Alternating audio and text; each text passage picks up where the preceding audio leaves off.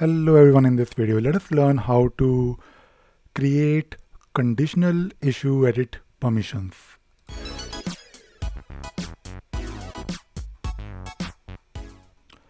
So today I was looking at this interesting question asked on the community from Bhanu Priyanka, and Bhanu Priyanka is asking about how to set conditional issue edit permission.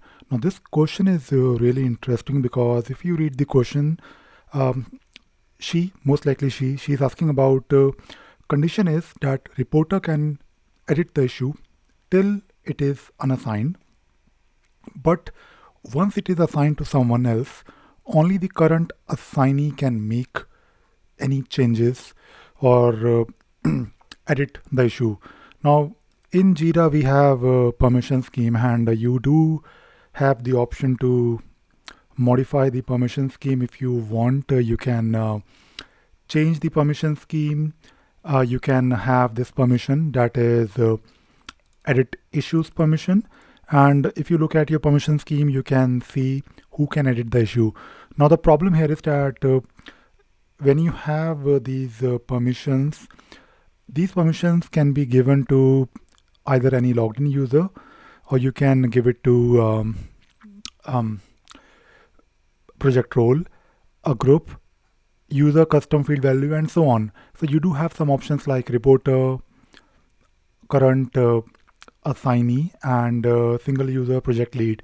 So you can do a lot of things here, and this is something that can, in my opinion, help if you look at your permission scheme, and you can maybe use either reporter or the current assignee. But the question is actually slightly complicated because she's saying that in the beginning only reporter can edit the issue. So this can be achieved, I believe, using the reporter. I mean, if you assign it to let us say reporter, but when you assign the issue to someone, the current assignee should be able to do it. So basically you can't really, I mean, you can have either reporter or current assignee or both. So if you look at this permission scheme here, you can of course select reporter, then you can grant it, and then you can also grant it to current assignee, but it has to be either reporter or current assignee. So basically the idea here is to change this assignment of permission based on this condition here. Now there is something that we can do here, and the workaround here could be using a project role, and this is also I recommended here if you look at this post.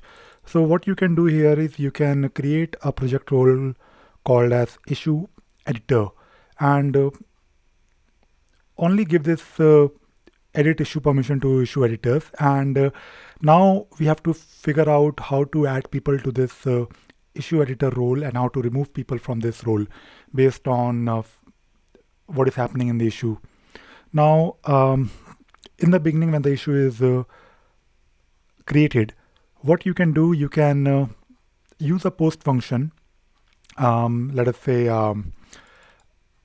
you know how to work on the post functions in the workflows. So if you, let us say, go to your workflow, let me show you the workflow and how it works.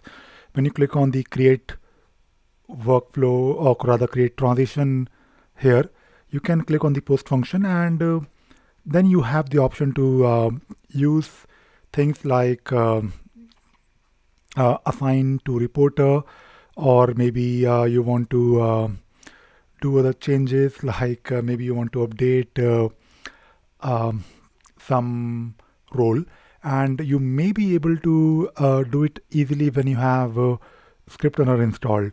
So let us say if you have ScriptRunner installed, you can use script post function, and when you take a look at the script post function here, you can actually use a script here that can basically add people to a role.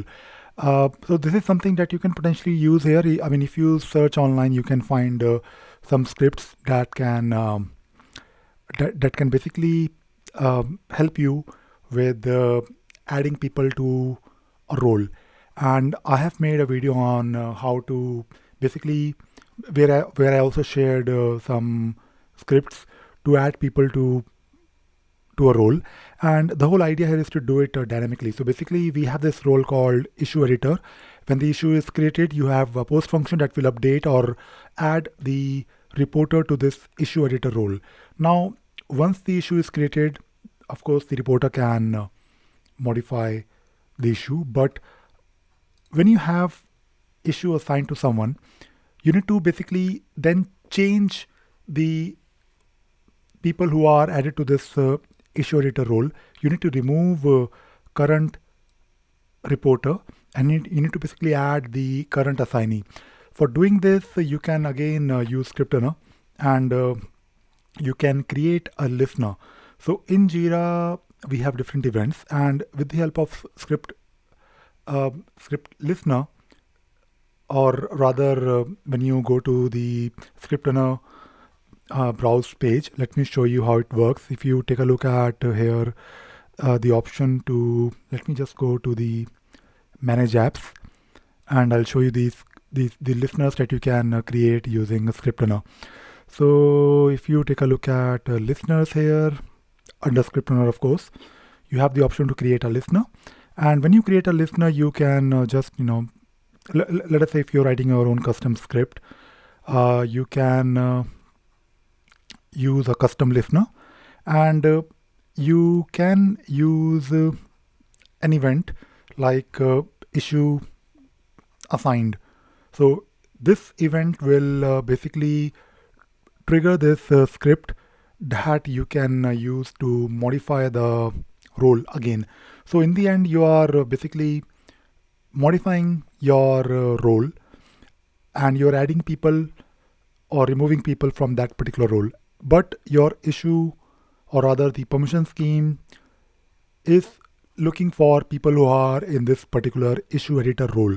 So this is the benefit of using a role, because not only you can make sure that you are using this permission scheme that you can probably just create once and forget about modifying it in future. You're letting other people, maybe project administrator, to modify or to add people or remove people from this particular role, or you can do it with the help of a script. So here we are basically using two things. We are trying to use a post function, scripted post function, and we are also trying to use a listener. So this question was really interesting, and it is not really straightforward. It looks straightforward, but it is not. And the good news is that you can actually use ScriptRunner to solve this problem. And this is all I wanted to share today. I hope you learned something new today and you enjoyed watching this video. Thank you very much.